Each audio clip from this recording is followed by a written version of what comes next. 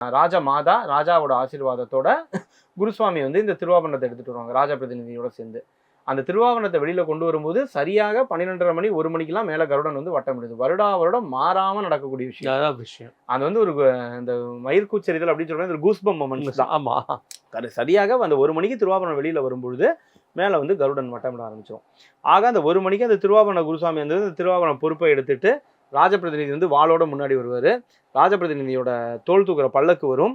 அதோடு சேர்ந்து இந்த 3 பெட்டிகளும் வெளியில வரும். அவங்க அந்த ஆடி கொண்டு வர அழகே தனி. அந்த திருவாபரணத்தை சுத்தி சுத்தி ஆடி கொண்டு வர அழகா பார்க்கறதுக்கு அந்த பந்தளம் ஊரே வந்து அங்க கூடி ரொம்ப கண்கொள்ளா காட்சியா இருக்கும் அந்த திருவாபரணம் வெளியில வரும்பொழுது.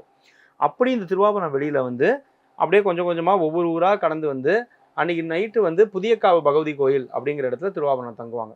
12ஆம் தேதி நைட்டு நைட்டுனா கிட்டத்தட்ட 11 மணி வரைக்கும் நடப்பாங்க. ஒவ்வொரு இடத்துலையும் வழியில் திருவாபரணத்துக்கு மக்கள் வந்து மரியாதை செலுத்துவாங்க. ஒவ்வொரு இடங்கள்லையும் ஒவ்வொரு கோயில்கள்லையும் அந்த வழியாக போகும்பொழுது அடுத்த நாள் வடச்சேரி இந்த ஊர்லாம் கடந்து அடுத்த நாள் இரவு வந்து இந்த வனம் ஆரம்பிக்கிற பகுதியான லாகா எஸ்டேட்டில் தங்குவாங்க.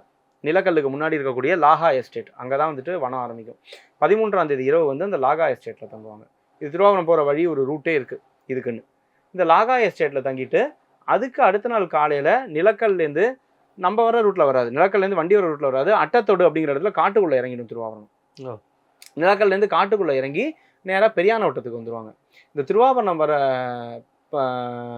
தூரம் வந்து 80 கிலோமீட்டர் பந்தளத்துலேருந்து முழுவதுமே நடந்து தான் வராங்க. இந்த 80 கிலோமீட்டர் அவங்க வந்து கிட்டத்தட்ட 12ஆம் தேதி மதியத்துலேருந்து கணக்கு வச்சுக்கோங்க. 12ஆம் தேதி மதியத்துலேருந்து 14ஆம் தேதி மதியம் பெரியானவட்டம் வர வரைக்கும் கிட்டத்தட்ட 1.5 நாள் தான். 1.5 நாளில் 80 கிலோமீட்டர் அவங்க கவர் பண்ணுவாங்க. அப்போ எவ்வளோ தூரம் அவங்க எந்த வேகத்தில் நடக்கணும்.